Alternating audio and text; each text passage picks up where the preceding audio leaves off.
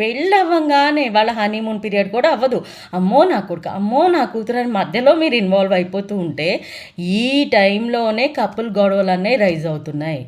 Most of the cases అత్తమామల వల్లే rise అవుతున్నాయి. అంటే ఏంటి, అమ్మాయి వాళ్ళ అత్తమామల అబ్బాయి వాళ్ళ అత్తమామల కాదండి, ఇద్దరూ ఉంటున్నారు.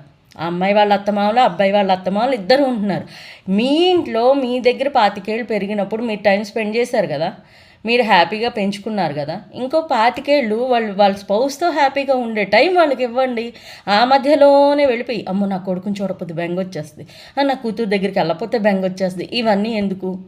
వాళ్ళు హ్యాపీగా ఉంటాక ఏం చేయాలి చెయ్యండి. కొందరు ఇళ్లలో తల్లిదండ్రులు వెళ్తే హ్యాపీగా ఉంటారు, అంటే సపోర్ట్ చేయడానికి. ఆఫీస్ టైంలో వాళ్ళు బిజీగా ఉంటే కప్పులు మనవాళ్ళని మనవరాలను చూడటానికి వెళ్తే హ్యాపీగా ఉంటారు.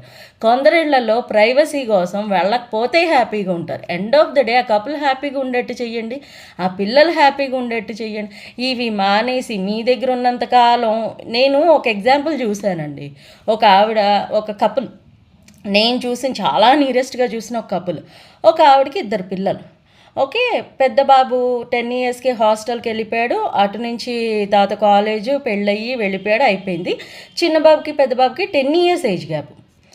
చిన్న బాబు కూడా మళ్ళీ ఇంటర్ రాగానే వాడు హాస్టల్కి వెళ్ళిపోయాడు, వాడు కూడా అక్కడ గ్రాడ్యుయేషన్ అయిపోయింది, ఆ తాత ఎంటెక్ అయిపోయింది, ఆ తాత పెళ్ళి అయిపోయింది.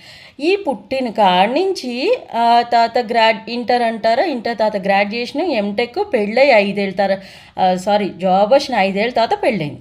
ఓకే, ఇక్కడ మనం చూసుకుంటే ఎంత, inter 2 years, BTech 4 years, MTech 2 years, ఆ మధ్యలో 1.5 ఇయర్ 2 ఇయర్స్ మామూలుగా అయిపోయింది, తర్వాత జాబ్. ఆల్మోస్ట్ 10 ఇయర్స్ కదా, ఆల్మోస్ట్ 10 ఇయర్స్ వాళ్ళ కంట్రోల్లో ఉన్న పిల్లాడిని వాళ్ళు ఏ రోజు ట్రిప్పులు ఊర్లు తిరిగింది లేదు.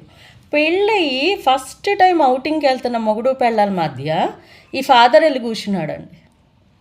So what you should say అంటే, ఇలాంటి విన్నప్పుడు నవ్వు వస్తుంది. పెళ్ళి 30 ఏళ్ళకి చేశారు అబ్బాయికి, 30 ఏళ్ళు మీ దగ్గరే ఉన్నాడు కదా, 5 ఏళ్ళు జాబ్ వచ్చింది, 5 ఏళ్ళ నుంచి సంపాదిస్తున్నాడు, ఏమి టీనేజర్ కాదు కదా.